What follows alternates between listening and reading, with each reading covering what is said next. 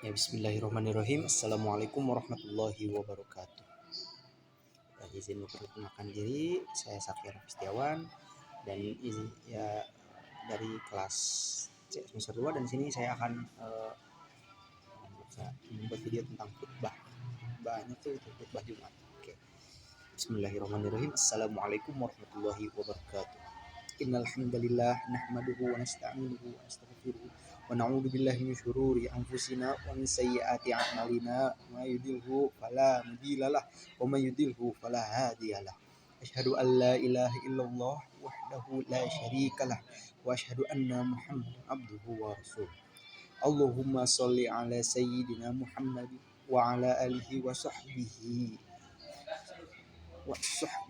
wa man tabi'ahu bi ihsani ila yaumiddin, amma ba'du. Qala Allahu ta'ala, a'udzu billahi minasyaitonir rajim. Ya ayyuhalladzina amanu taqullaha haqqa tuqatih wa la tamutunna illa wa antum muslimun. Ya ayyuhalladzina amanu taqullaha wa qulu qawlan sadida yuslihu lakum a'malakum wa yaghfir lakum dhunubakum wa may yuti'illahu wa rasulahu faqad fara fawzan 'azima. Masyarul muslimin rahimakumullah. Hadirin jamaah salat Jumat yang insyaallah selalu berada dalam naungan rahmat dan hidayat Allah Subhanahu wa taala. Tak henti-hentinya kita panjatkan puja dan puji syukur kepada Allah Subhanahu wa taala yang telah memberikan kita nikmat iman dan Islam. Karunia yang teramat besar yang Allah karuniakan kepada hamba-hambanya. Semoga kita selalu termasuk yang mendapat hidayahnya serta berada dalam keadaan iman dan Islam hingga akhir hayat kita. Dan tentunya kita bersyukur kepada Allah atas nikmat berbagai kehidupan yang masih diberikan kepada kita, sehingga pada kesempatan ini kita masih dapat beribadah kepadanya dan mengingatnya serta memujinya. Pujian hanya layak dimiliki oleh Allah. Alhamdulillah, segala puji hanya milik Allah. Sungguh tidaklah pantas bagi manusia untuk mengharapkan pujian. Tidak pantas bagi manusia untuk merasa telah berjasa, karena sungguh sejatinya segala pujian hanya milik Allah semata. Pada kesempatan kali ini saya selaku khatib mengajak para hadirin sekalian, marilah kita senantiasa meningkatkan keimanan dan ketakwaan kita kepada Allah Subhanahu wa taala. Takwa dalam arti senantiasa berupaya dan berusaha untuk selalu menghadirkan Allah dalam setiap situasi dan kondisi, dengan cara senantiasa berzikir dan melaksanakan segala perintahnya.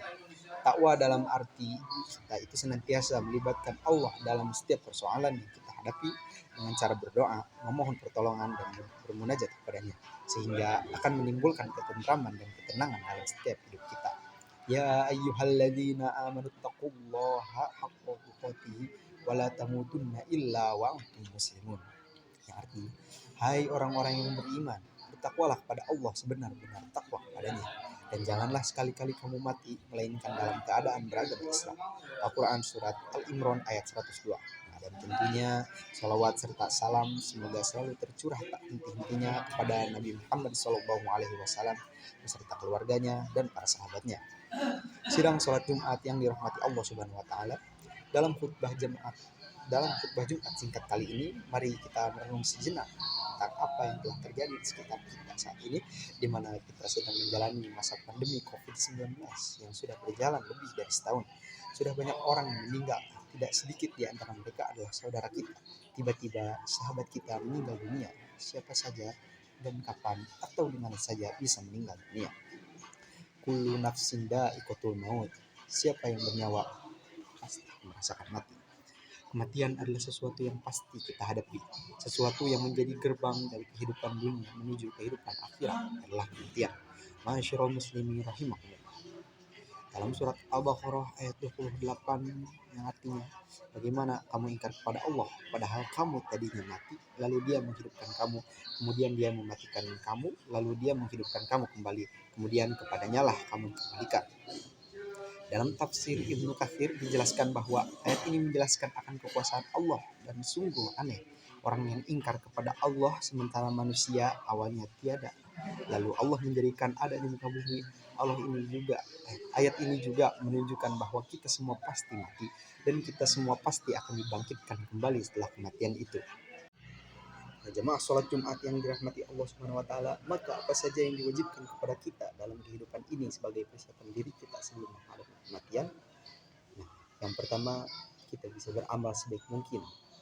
Nah, dalam surat Al-Mulk ayat 1-2 Allah berfirman yang artinya, Maha suci Allah yang menguasai segala kerajaan dan Dia maha kuasa atas segala sesuatu, yang menciptakan mati dan hidup untuk menguji kamu.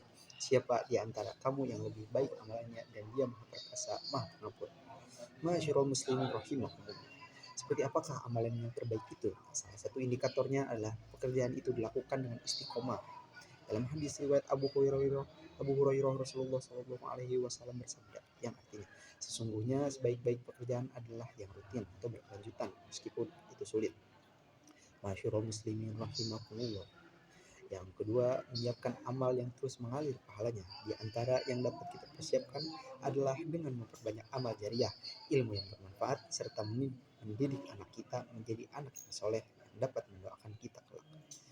Sebagaimana hadis Rasulullah Shallallahu Alaihi Wasallam yang artinya, diriwayatkan oleh Abu Hurairah bahwa Rasulullah Shallallahu Alaihi Wasallam bersabda, jika manusia mati, maka terputuslah amalannya kecuali 3 perkara: sedekah jariah, ilmu yang diambil manfaatnya, dan anak soleh yang selalu mendoakan orang tuanya.